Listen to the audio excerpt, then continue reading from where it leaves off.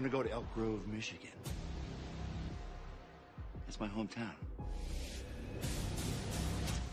Then put an end to this horse pucky once and for all.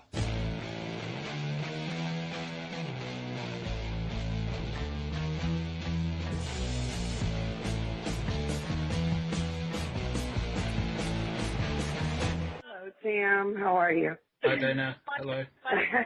I had to do jury duty here in the States yesterday, and it was, and I'm sorry I had to reschedule, obviously, with you, but it's quite a system here, sitting and waiting, hoping your name isn't called to be stuck on some jury for the next month. I can imagine. So I was just telling her the adventures in that. It was, honestly, it was worse than waiting for some results from a doctor. It was the worst thing. Yeah, but we got through it. Fake drill day, too, yesterday, I think. So Yes. Exactly. But the good news is until the very final, because I would have had to go back today if I got called. So I'm like, no. So guys, my bad luck ended up being good luck. So that's a good thing. Oh, good to hear. Yeah, I've got my host, co-host Steve with me today as well. Hi, Dana. Hello, Steve. How are you doing today? I'm good, thank you. I can't imagine you being on a jury when you also star on a show where the main character has a chainsaw for a hand. No, exactly. Like I tweeted it on social media, and people were giving me so many suggestions. They're like, just, bust out the deli slicer, and they'll make you leave, or like scream like, the Deadites are coming, the Deadites are coming. I'm like, well, that's great, except I'd probably end up in jail, and then I'd be on trial. So we'll see. But yeah, no, I'm glad. I made sure when they put like occupation as big as letters as I could. I was just like, actor, Ash versus Evil Dead, and like kept going over the word dead 50 times. It was hilarious. Yeah, I decapitate people. I'm glad I'm talking to you. Yeah. Exactly. So I'm glad I get to talk to you guys today. Anytime I can talk to my Brits, I'm happy. Yeah, no. Yeah, we're happy to apply. So, so I mean, we'll just get cracking straight into it. I mean, I'm just going to kiss her. I'm just going to kiss your ass for a little bit here. Congratulations on a great season 1. Congratulations on a great season 2 so far. Congratulations on season 3, and also I've just seen that you guys have got your own Pop Funko figures.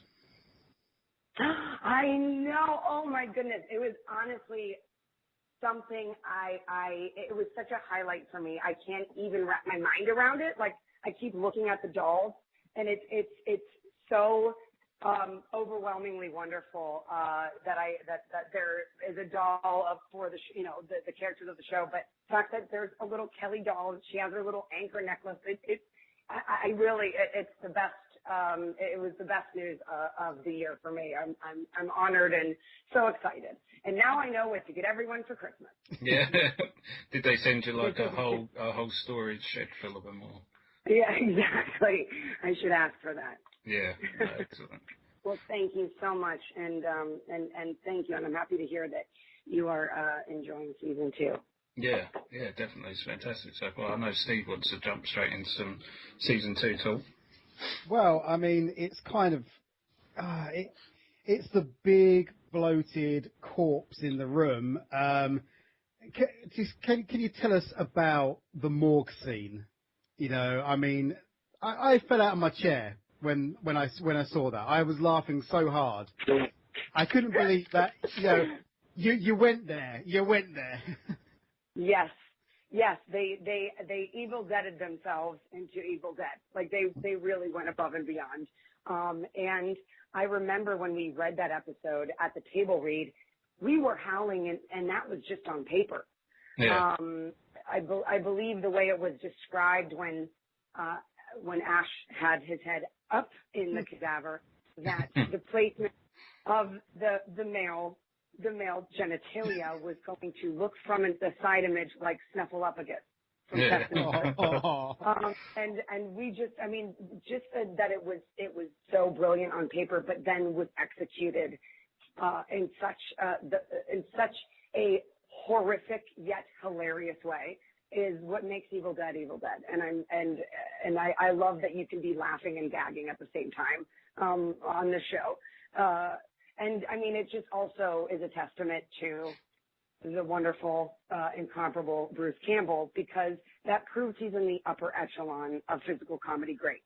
Yeah. You know, to make that scene what it was, I don't know anybody else on the planet that could have done that except Bruce Campbell. Yeah, I mean,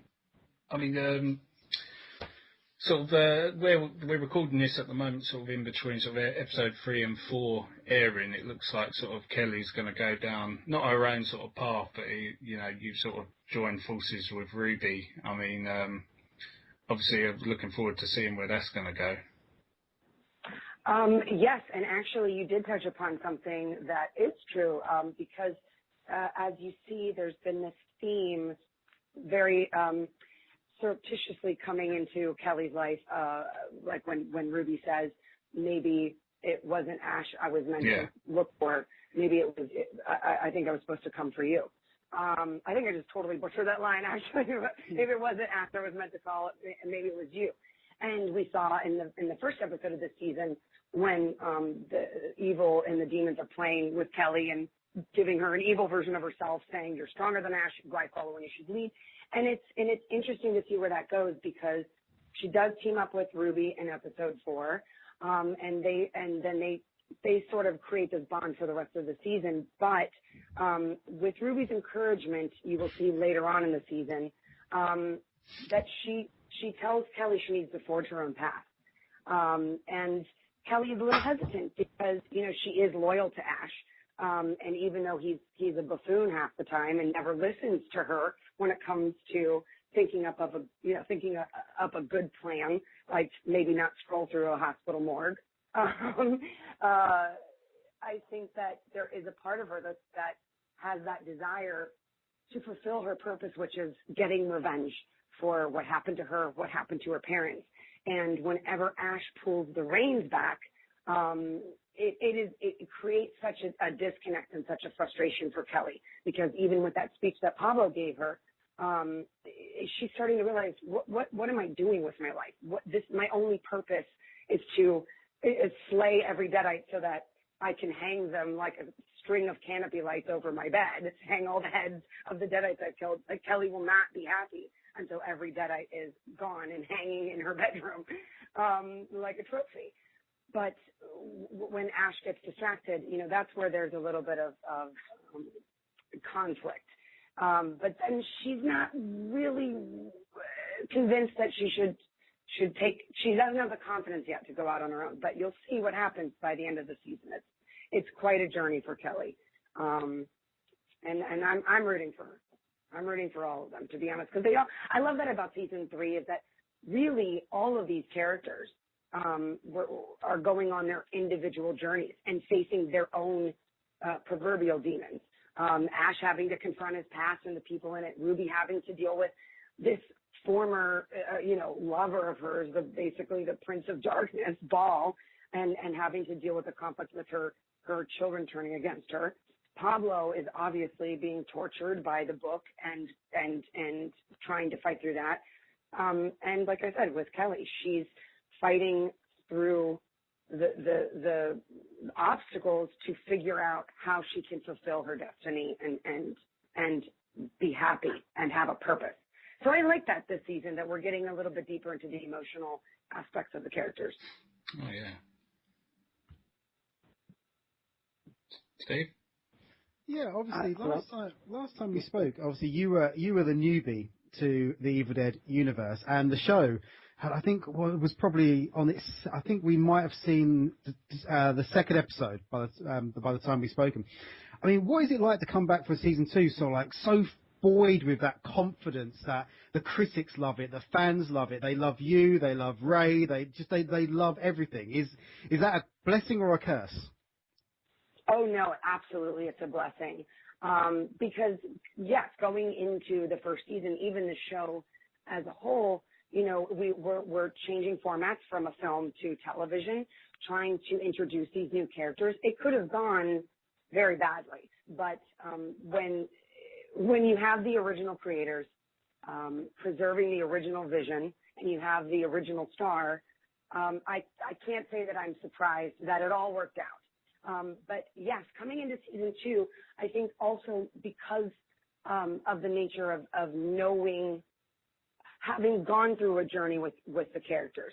Like now, Kelly had quite the arc season 1, and transformed from the beginning to just being, some, badass rock and roll chick with a sarcastic sense of humor, to then this, hero in her own right who can hold her own and take on a cabin, and learned very quickly on her feet how to deal with fighting evil. And so I think coming into season 2, yes, as an actor coming back into it, you are excited to get back and get bloody, which we definitely did. Oh yes, because of the fan response and because of the like you said, received so well, but also just you're starting on a different level with your character, and you're taking it then farther. So it was really cool to kind of have a parallel experience with Kelly as the actor playing her, where we both went on that journey of, oh God, I have no idea what I'm doing. What am I doing? And then by the end of it, being able to punt kick a Deadite head and be fine. Yeah. So it was wonderful. It was like going back to summer camp. I could not wait to get back to work. And then day 1, I got 26. Actually, you guys do liters, so I could say it because in New Zealand, they said it was 85 liters in that first bar scene when I ripped the barman's arms off. In total, I had 85 liters just on me, just for that scene, not the rest of the scene. So it was a way to jumpstart the season out of a cannon of blood, basically. It was amazing. Well, it was just fantastic. The first episode, you're like, okay, let's settle back in. Oh no, they're already going there straight away. Yeah, exactly. Yeah. Ash had a retirement for all of 1 week. There's no time for nuance. It's great for. I'm sorry. There's no time for nuance. It's just let's get into it. Let's go hard and crazy. We have to. You got to. Yeah. There's no time for pleasantries and playing chainsaw limbo with sexy co-eds. No time for that in Evil Dead.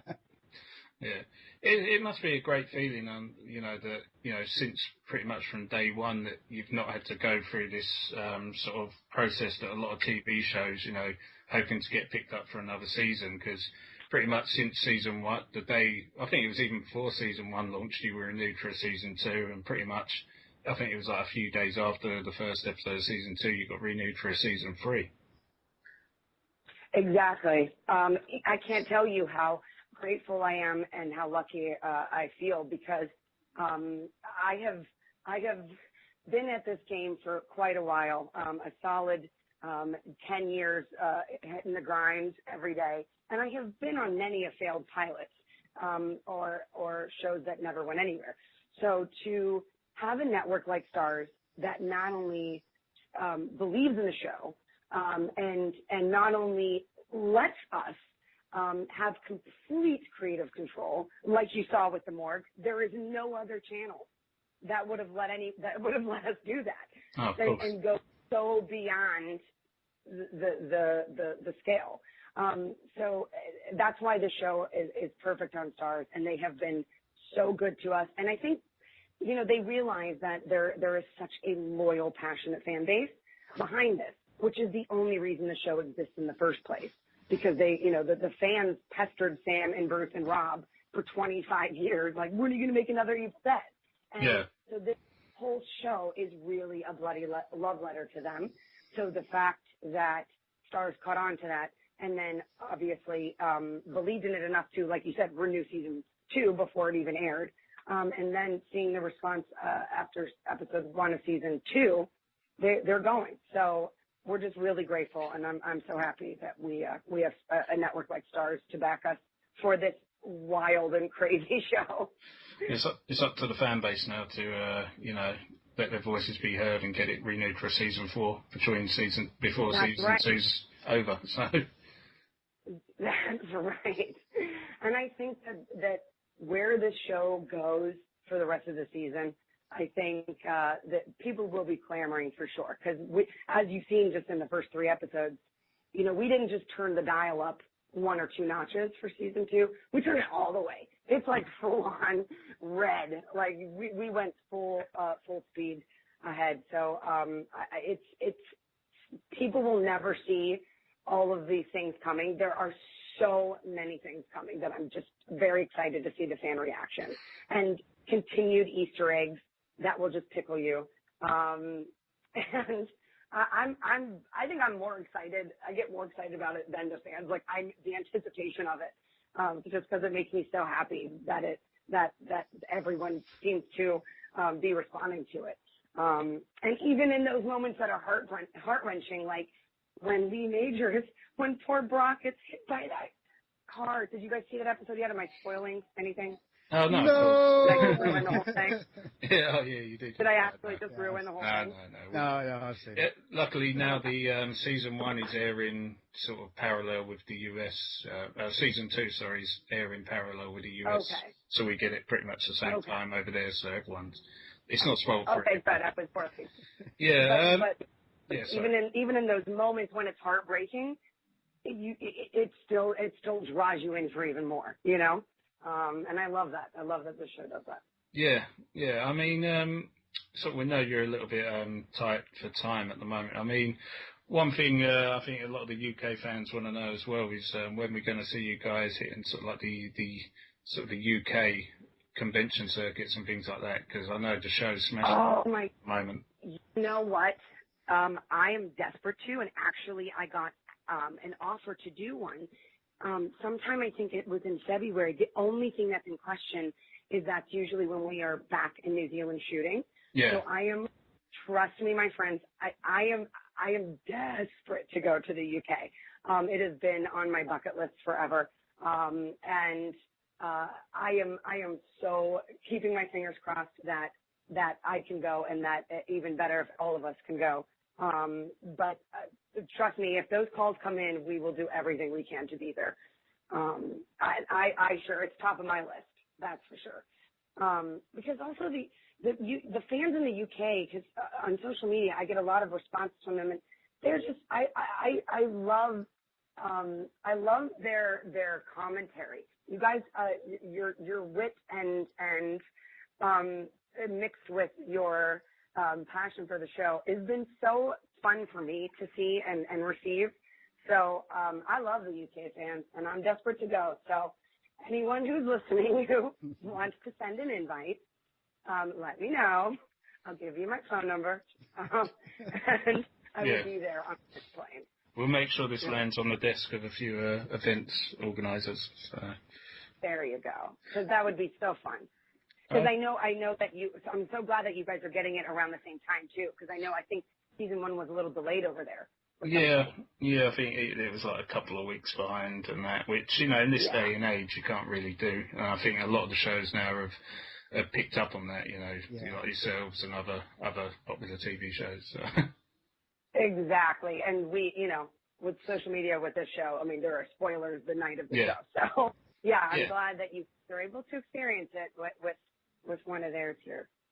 Okay. All right. Well, thanks again, Dana, for joining us. As you know, we don't have to tell you how much we're enjoying the show and enjoying your performance. Absolutely smashing it.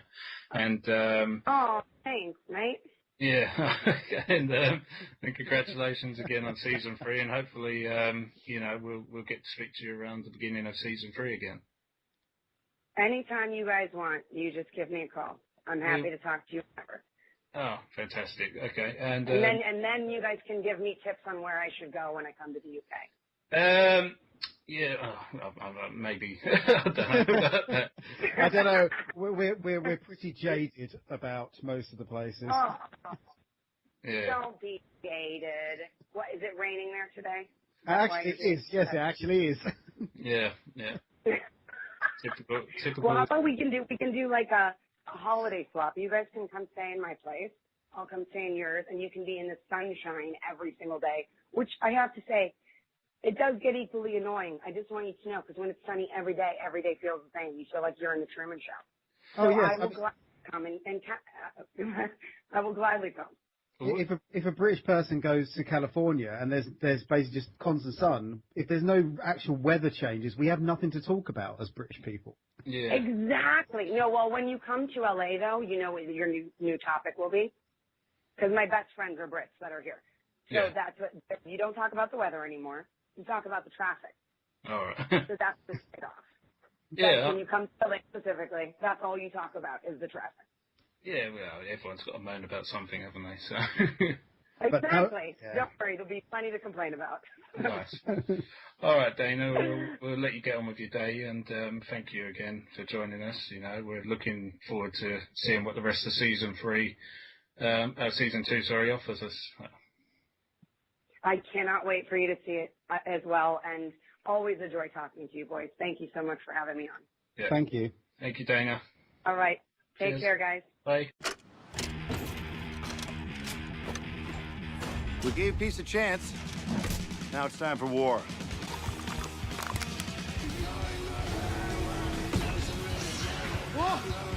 Whoa!